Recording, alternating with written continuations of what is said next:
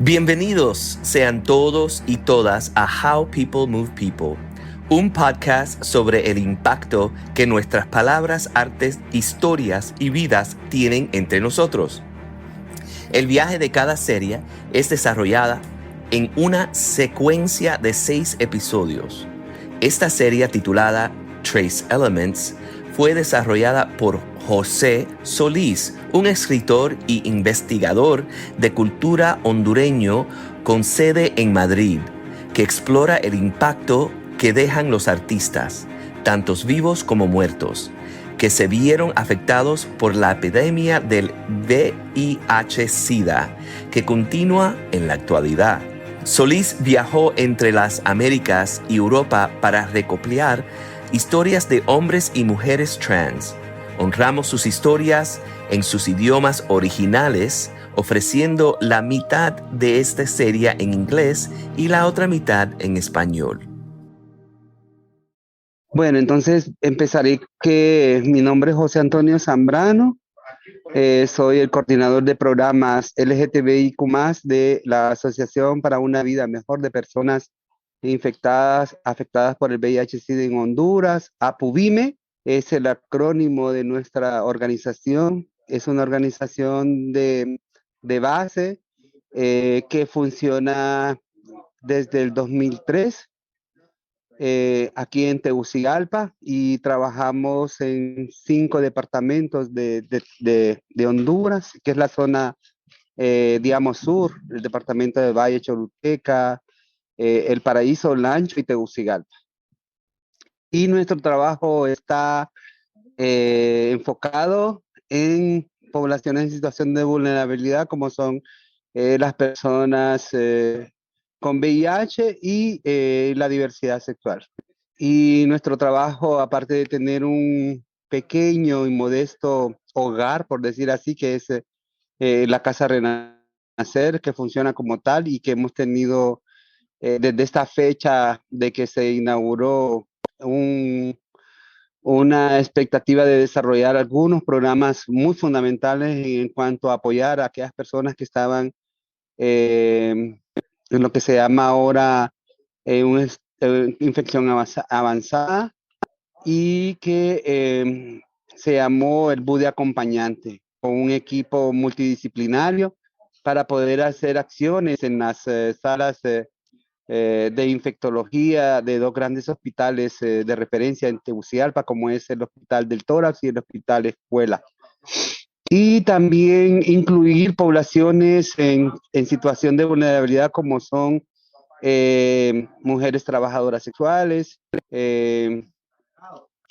o otras personas que también se dedican al trabajo sexual, como personas gays o trans. Y también la temática de incidir en políticas públicas. E incidimos primeramente en la creación de la Ley Especial del VIH.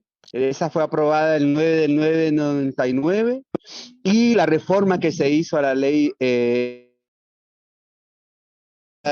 el año pasado, pues se aprobó un reglamento. Ahí estábamos, trabajamos de cerca con la Secretaría de Salud y con los centros especiales de asistencia SAI, los centros de atención integral que atienden a las personas con VIH, pero también lo que son las clínicas BICI, que son unas unidades de vigilancia de las enfermedades de transmisión sexual y VIH, que atiende a mujeres trabajadoras sexuales, hombres que tienen sexo con hombres, HCH, y mujeres trans.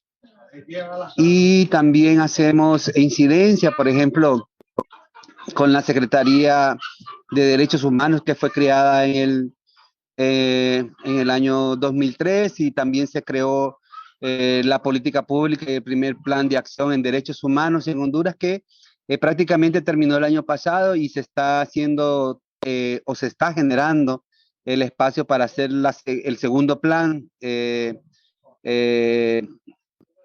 segundo plan nacional en derechos humanos, y la segunda política pública en derechos humanos, ¿verdad? Que eso está a cargo de la Secretaría de Derechos Humanos, pero también con otras instituciones gubernamentales y la sociedad civil y la cooperación, que es fundamental e importante. También con el Comisionado Nacional de los Derechos Humanos, porque el artículo 59 habla del fin supremo de la sociedad, es la persona, y por eso se creó el Comisionado de los Derechos Humanos, para poder de alguna manera atender lo que es la promoción y defensa de los derechos humanos. Eh, el avance que podríamos decir que se tuvo para la comunidad LGTBI en Honduras se vio prácticamente en la aprobación de las primeras personalidades jurídicas en el 2004, pero ese mismo año se blindó en la Constitución de la República el artículo 112 y el 116. El primero habla sobre los matrimonios entre personas del mismo sexo y la adopción. También se logró hacer la reforma al Código Penal del 321, pero también ahora con el nuevo código, pues eso quedó prácticamente vegado. Pero por lo menos el Código Procesal Penal de ahora reconoce falta de cualquier funcionario público que no dé atención, pertenencia a un pueblo, etnia, por razón de raza, ideología o por orientación sexual, identidad de género o pensamiento político, que eso por lo menos está bien ahí en el nuevo código, y también que quienes inciten al odio, ¿verdad? Por cuestión de orientación sexual e identidad de género. Y creo yo que en leyes ahorita está lo que vemos que es favorable, aunque todavía está en una situación difícil, ¿verdad? Pero este año el gobierno de Honduras reconoció ante los familiares de Vicky Hernández la culpabilidad por este asesinato de esta mujer trans allá a principios de 2009, que el 2009 también representa, digamos, una ruptura del orden constitucional en Honduras, pero también un comienzo de un tiempo de violencia y luego el tiempo de la toma del poder ya por el Partido Nacional, cedido por el Partido Liberal, y en el sentido de que tuvimos a un Pepe Lobo, pero después de Pepe Lobo un Juan Hernández, que estuvo 2 periodos consecutivos y que este 2009 para acá pues marcó una marcada dictadura, pero también los elevados crímenes de la comunidad LGTBI, porque podemos decir que el año pasado se cerró con 41 asesinatos de personas LGTBI. Y si hacemos un reencuentro del año 2009 a la fecha, el año pasado, podríamos decir que más de 400 personas o miembros de la comunidad LGTBI fueron asesinados.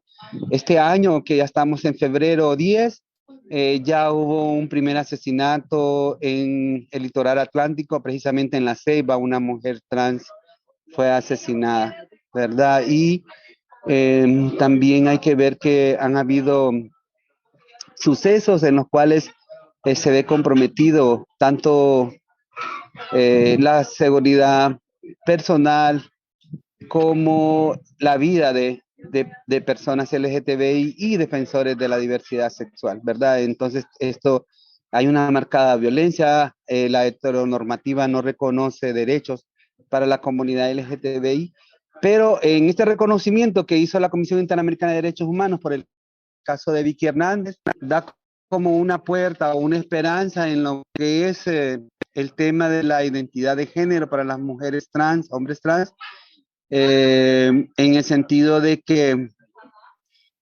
bueno, ese era el primer punto, ¿verdad? El año anterior, el 2020, que la sentencia se hizo al Estado de Honduras.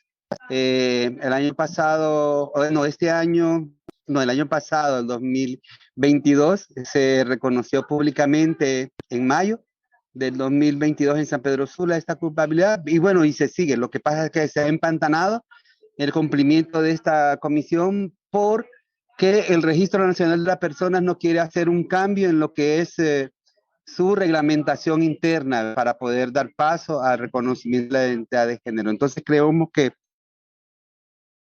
la situación, pero también es política porque con este nuevo gobierno de la señora Xiomara Castro de Zelaya se hubo en su discurso inaugural la inclusión y se nombró la comunidad LGTBI y en el programa de gobierno también estaba, ¿verdad? A diferencia del 15 de septiembre, del último régimen, ¿verdad? Que habló un 15 de septiembre y mencionó que la comunidad LGTBI que era enemigo de la independencia, ¿verdad? En un discurso homofóbico, excluyente y muy,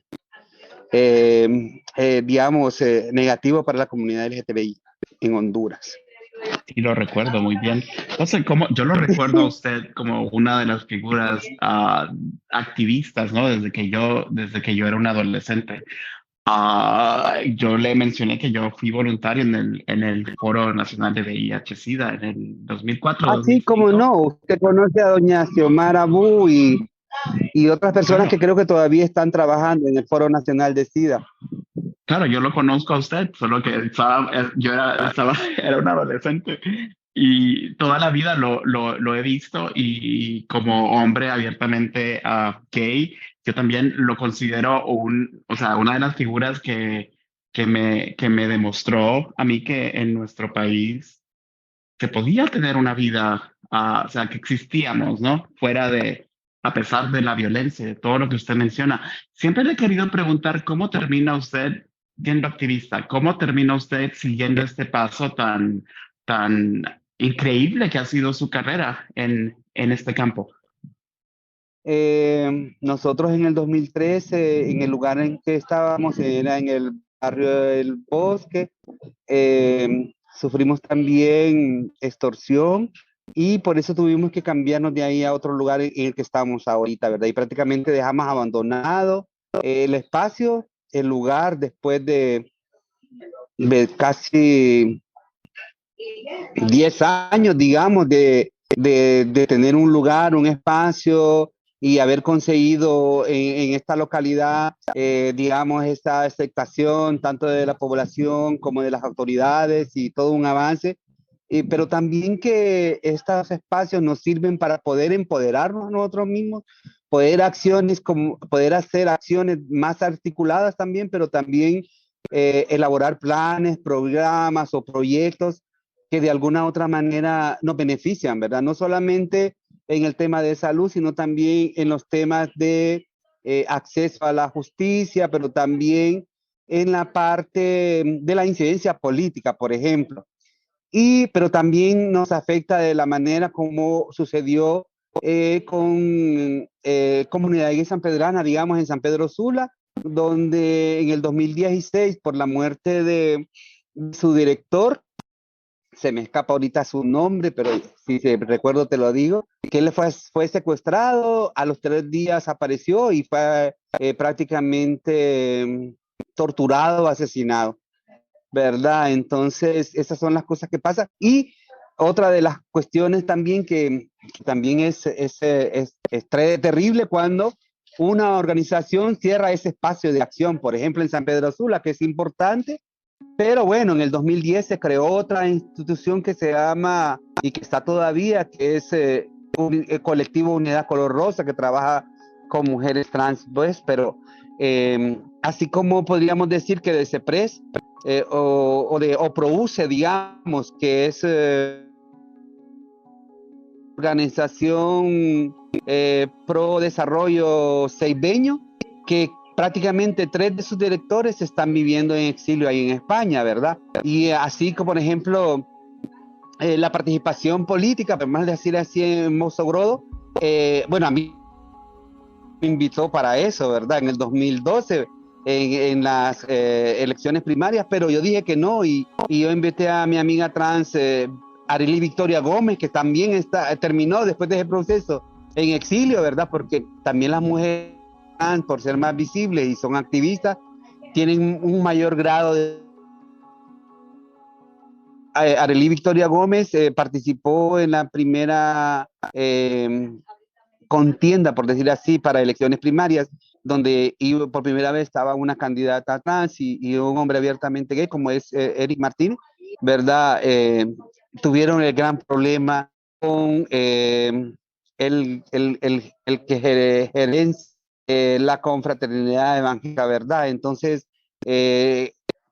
con Catracha tuvieron que hacer, digamos, esta defensa, este proceso, pero él decía que iban a meter, digamos, en la cárcel a Dios, ¿verdad? Que él hablaba con la Biblia, con la verdad, y era Dios, pero también lo mediatizado de los medios, ¿verdad? Que por más las audiencias, en más de 2 semanas, se criticó tanto y se explotó tanto, ¿verdad? Ese encuentro, pero como era una cuestión política, pero era una participación ciudadana de la diversidad sexual, pero fue bien cuestionada, ¿verdad? Y prácticamente terminó en un escándalo, en una bomba y todo, pero era enfrentar la iglesia y el poder de la confraternidad evangélica con la diversidad sexual. Entonces, ahí es bien difícil, ¿verdad? Porque con estas aperturas, digamos que solo hemos participado en los últimos procesos de elecciones primarias, no hemos pasado a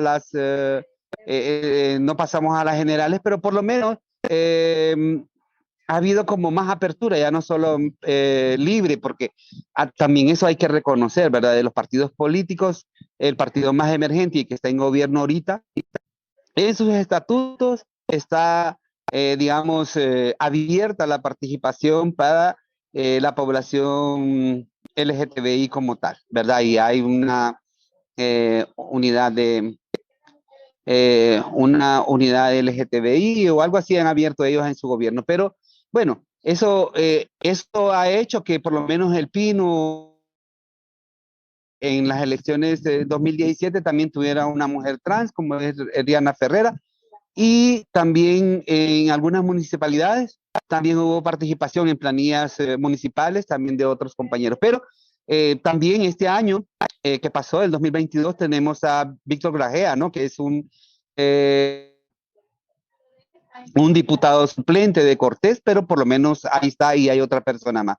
Entonces, ese como podría ser que es como un adelanto en la parte política en las últimas 2 elecciones. Desgraciadamente, pues necesitaríamos más, ¿verdad? Porque la presión que se hace dentro del Congreso, ahorita que están eligiendo los magistrados de la Corte Suprema de Justicia, ayer precisamente estaba oyendo a Tomás Zambrano, un diputado del Partido Nacional, refiriéndose a eso, ¿verdad? No estamos aprobando en los matrimonios entre personas del mismo, estamos aprobando la elección de la Corte Suprema de Justicia. ¿Qué tiene que ver una cosa con la otra, verdad? Entonces, lo hacen nomás para, ¿verdad? Porque como están en la oposición ahorita, pero lo toman como un tema de juego o de changoneta, o comprometen a la población más, digamos, cuando la politizan o cuando la población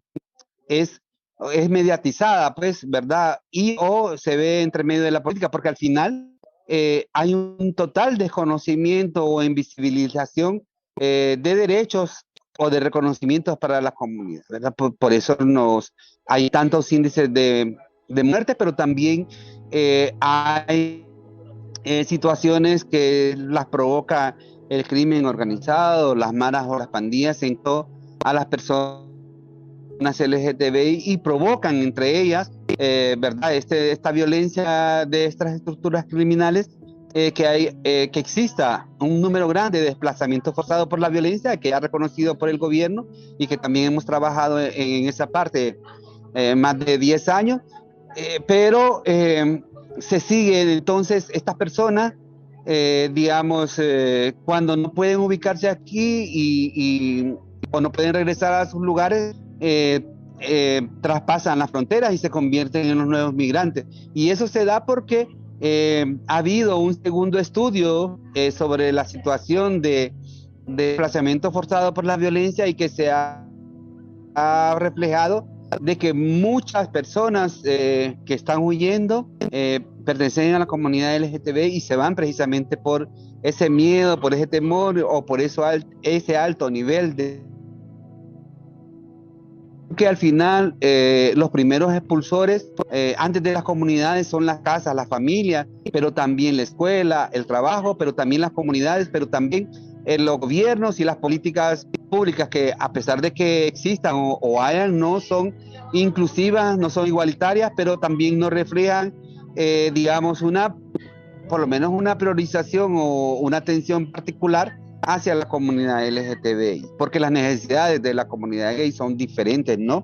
En cuanto a plantearse, ¿no? Los hombres y mujeres homosexuales o gay, es una demanda. Las mujeres trans están también demandando como, aparte de lo que dice o recomienda la Comisión Interamericana de Derechos Humanos en la condena al Estado, es que ellas mismas también han generado por más de 8 años una ley de identidad de género y que no han tenido, digamos, eco en el Congreso Nacional. También una ley de igualdad y equidad, ¿verdad? Que esa es para la mayoría de las poblaciones en situación de vulnerabilidad, como mujeres, niñez, pueblos originarios, pero también personas con VIH, personas con discapacidad o otros sectores que se ven prácticamente invisibilizados en el escenario general, ¿verdad? O en la parte social o falta de eso, proyectos o programas de parte del gobierno.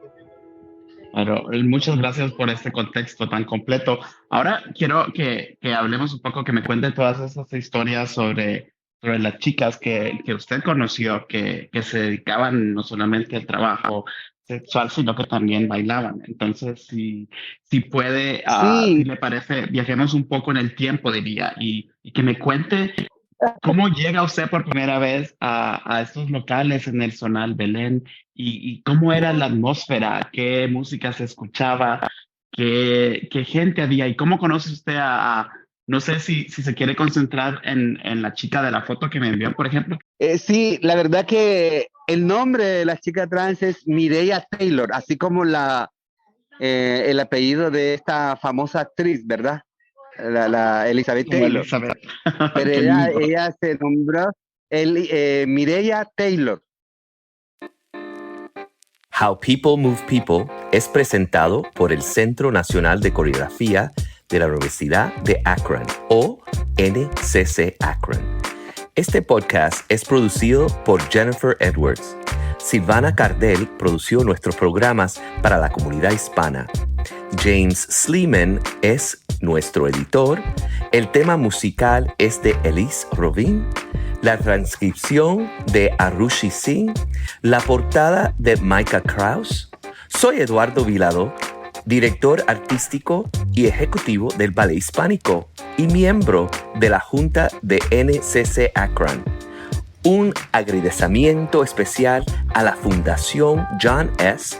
y James L. Knight por su continuo apoyo a la programación de NCC Akron, como esta serie. Para más información sobre NCC Akron, visítenos en línea en nccakron.org y síganos en Instagram o Facebook @NCCAkron.